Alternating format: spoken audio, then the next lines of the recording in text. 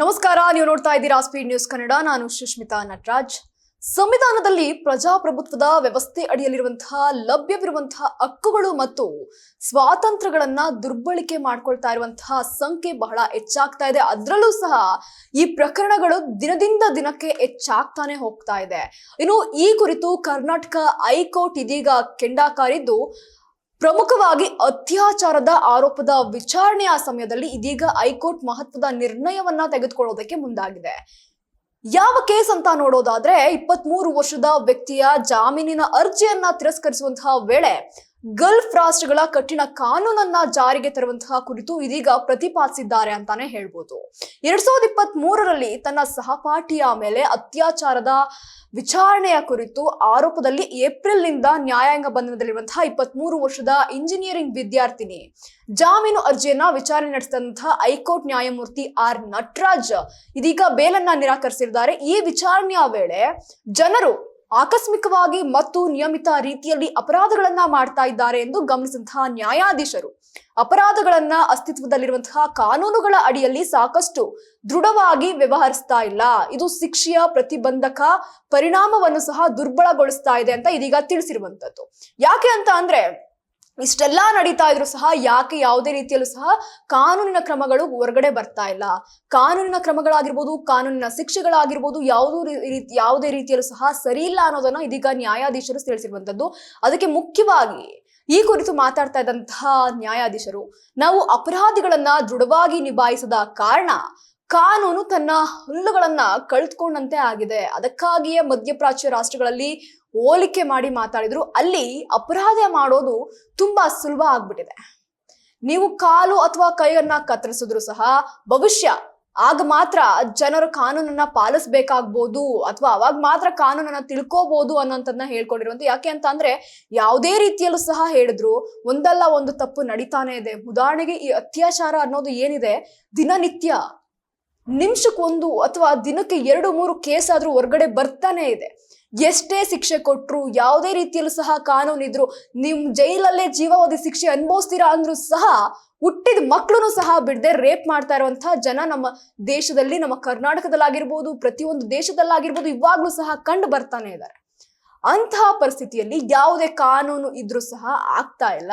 ಅದಕ್ಕಾಗಿ ಇದೀಗ ನ್ಯಾಯಾಧೀಶರು ಅಂತ ಹೇಳಿರುವಂತಹ ಮಾತು ಏನು ಅಂತ ಅಂದ್ರೆ, ಯಾವುದೇ ರೀತಿಯಲ್ಲೂ ಸಹ ಕಾನೂನನ್ನ ಪಾಲಿಸ್ತಾ ಇಲ್ಲ, ಯಾವುದೇ ರೀತಿಯ ಶಿಕ್ಷೆ ಇದ್ರೂ ಸಹ ಅದನ್ನ ನೀವು ಪಾಲನೆ ಮಾಡ್ತಿಲ್ಲ. ಮೋಸ್ಟ್ಲಿ ನಿಮ್ಮ ಕೈ ಅಥವಾ ಕಾಲನ್ನ ಕತ್ತರಿಸಿದ್ರೆ ನಿಮ್ಗೆ ಕಾನೂನು ಏನು ಅನ್ನೋದನ್ನ ಅರ್ಥ ಮಾಡಿಸ್ಬೋದು, ಅಥವಾ ನೀವು ಅವಾಗ ಕಾನೂನ ತಿಳ್ಕೊಳ್ಳೋಕೆ ಪ್ರಯತ್ನ ಪಡ್ತೀರಾ ಅನ್ನುವಂಥ ಮಾತನ್ನ ಹೇಳಿದ್ದಾರೆ.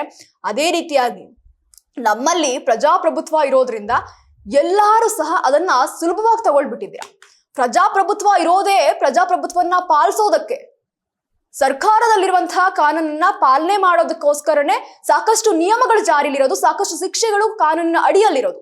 ಆದ್ರೆ ಯಾವುದೇ ರೀತಿಯಲ್ಲೂ ಸಹ ಕಾನೂನನ್ನ ತಿಳ್ಕೊಳ್ದೆ ತಮ್ಮ ಇಚ್ಛೆಗೆ ಮೀರಿ ಅಥವಾ ಆ ಇಚ್ಛೆಯನ್ನ ಮೀರಿ ಪ್ರತಿಯೊಬ್ರು ಸಹ ಎಷ್ಟು ನಿಗೂಢವಾಗಿ ಅಥವಾ ರಾಕ್ಷಸದಿಂದ ನಡ್ಕೊಳ್ತಾ ಇದ್ದೀರಾ. ಸಹಪಾಠಿಯನ್ನ ರೇಪ್ ಮಾಡೋದು ಅಂದ್ರೆ ಏನ್ ಅಷ್ಟು ಸುಲಭವಾದಂತಹ ವಿಚಾರನ? ಪ್ರತಿಯೊಂದು ಬಾರಿಯೂ ಸಹ ಒಂದಲ್ಲ ಒಂದು ವಿದ್ಯಾರ್ಥಿನಿ ಒಂದು ಕಡೆ, ಒಂದು ಸಾರ್ವಜನಿಕ ಸ್ಥಳ ಅನ್ನೋದಿಲ್ಲ, ಎಲ್ಲಾ ಕಡೆನೂ ಸಹ ರೇಪ್ ಆಗಿರ್ಬೋದು, ಅರ್ಯಾಸ್ ಆಗಿರ್ಬೋದು, ಅಸಭ್ಯವಾಗಿ ಮಾತಾಡೋದಾಗಿರ್ಬೋದು, ಅಸಭ್ಯವಾಗಿ ನಡ್ಕೊಳ್ಳೋದಾಗಿರ್ಬೋದು, ಇದೇ ರೀತಿ ನಡೀತಾನೆ ಇದೆ.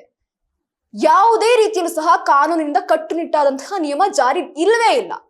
ಅದಕ್ಕೋಸ್ಕರ ಇದೀಗ ನ್ಯಾಯಾಧೀಶರು ಕಂಡಿರುವಂತಹ ಒಂದು ದಾರಿ ಏನಪ್ಪಾ ಅಂತ ಅಂದ್ರೆ, ಗಲ್ಫ್ ರಾಷ್ಟ್ರದಲ್ಲಿರುವಂತಹ ನಿಯಮ, ಅಲ್ಲಿರುವಂತಹ ನಿಯಮವನ್ನ ಇದೀಗ ಇಲ್ಲಿಗೂ ಸಹ ಜಾರಿಗೆ ತಂದ್ರೆ ಎಲ್ಲವೂ ಸಹ ಸರಿ ಆಗುತ್ತೆ ಅನ್ನೋದು ಇದೀಗ ಕರ್ನಾಟಕ ಹೈಕೋರ್ಟ್ ನ್ಯಾಯಾಧೀಶರ ಒಂದು ನಿರ್ಣಯ. ನಿಜಕ್ಕೂ ಒಂದು ಕಡೆ ಒಳ್ಳೆಯ ನಿರ್ಣಯ ಅಂತಾನೆ ಹೇಳ್ಬೋದು. ಯಾಕೆಂದ್ರೆ ಸಾಕಷ್ಟು ಜನ ಅದನ್ನ ಒಪ್ಕೊಳ್ತಾರೆ. ಯಾವುದೇ ರೀತಿಯ ಶಿಕ್ಷೆಯನ್ನು ಸಹ ಕೊಟ್ಟರು ಇಲ್ಲಿ ಯಾರು ಬದಲಾಗ್ತಾ ಇಲ್ಲ.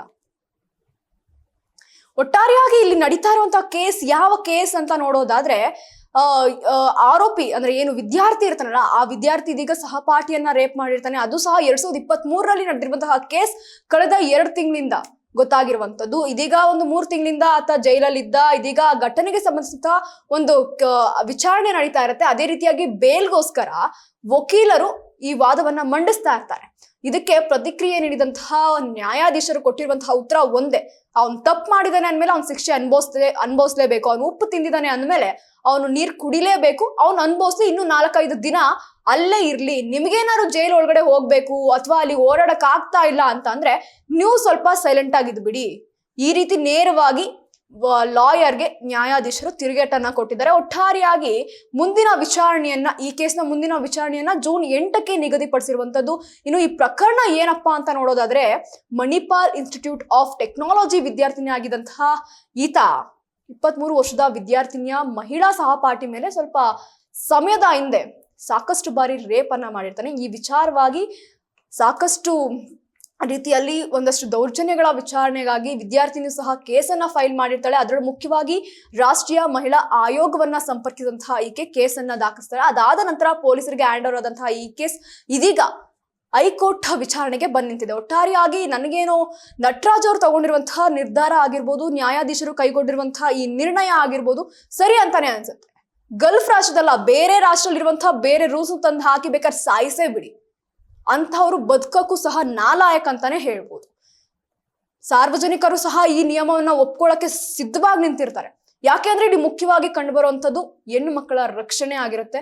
ಖಂಡಿತವಾಗೂ ಈಗ ನಡೀತಾ ಇರುವಂತಹ ದೌರ್ಜನ್ಯಗಳು, ಈಗ ನಡೀತಾ ಇರುವಂತಹ ಒಂದಷ್ಟು ಘಟನೆಗಳನ್ನ ನೋಡಿದ್ರೆ ಬೇರೆ ರಾಷ್ಟ್ರದ ನಿಯಮವನ್ನ ಜಾರಿಗೆ ತಂದು ನಿಜವಾಗ್ಲೂ ಗಲ್ಲಿಗೆ ಏಳ್ಸೋದೇ ಬೆಸ್ಟ್ ಅಂತ ಅನ್ಸುತ್ತೆ. ಇದಾಗಿತ್ತು ಈ ಕ್ಷಣದ ಸುದ್ದಿ. ಮತ್ತಷ್ಟು ಅಪ್ಡೇಟ್ಸ್ಗಾಗಿ ನೀವು ನೋಡ್ತಾ ಇರಿ ಸ್ಪೀಡ್ ನ್ಯೂಸ್ ಕನ್ನಡ. ಸುದ್ದಿ ನಿಮ್ಮದು, ವೇಗ ನಮ್ಮದು.